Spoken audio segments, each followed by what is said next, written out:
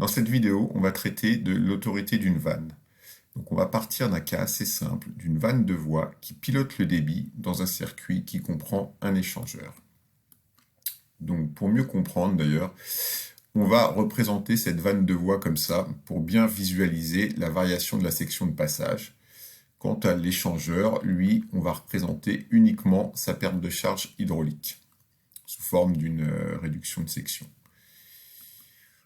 Le premier cas qu'on va traiter, c'est une vanne de voie qui, en pleine ouverture, a une perte de charge très faible par rapport à la perte de charge de l'échangeur.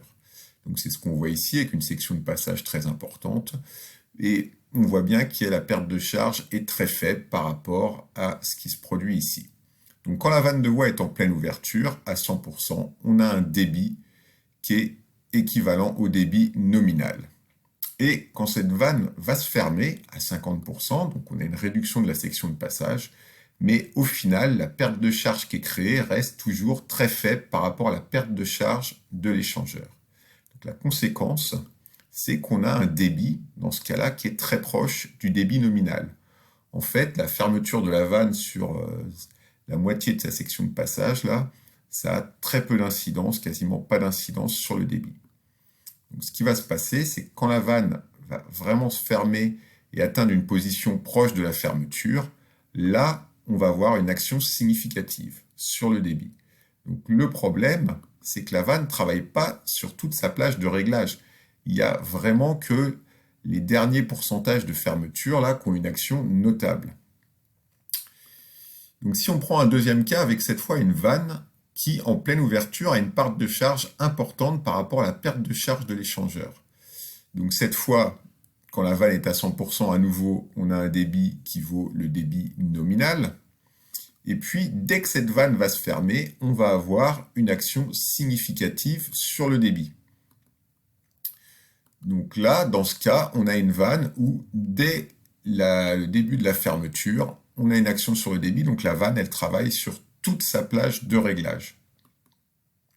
Alors on va définir la notion d'autorité. L'autorité va être la capacité d'une vanne justement à piloter le débit dans un circuit et on va la quantifier. Donc ce sera le rapport de la perte de charge de la vanne en pleine ouverture sur la perte de charge de la vanne en pleine ouverture plus la perte de charge du circuit à réguler. Donc l'échangeur plus éventuellement toute la tuyauterie qu'il peut y avoir. Alors on va faire une petite application par exemple. Pour un débit donné, on a des pertes de charge suivantes, donc avec la vanne pleine ouverture qui nous fait une perte de charge de 20 kPa, le circuit à réguler pour ce même débit qui a une perte de charge de 30 kPa, et on peut déterminer l'autorité de la vanne sur ce circuit. Donc ici, une autorité de 0,4.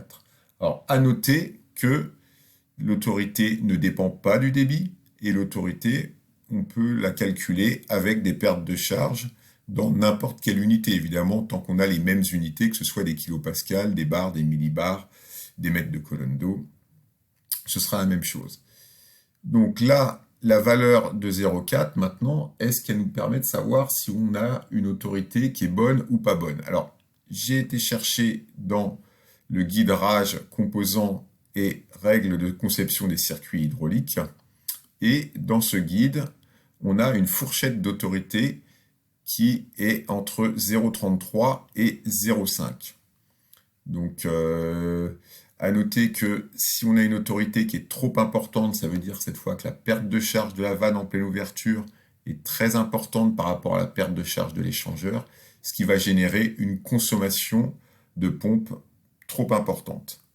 Alors, dans le guide RAGE, ils disent que ça augmente le coût de la vanne. Je ne suis pas forcément d'accord, sachant que pour avoir une autorité importante, souvent on met des diamètres inférieurs, des diamètres plus petits.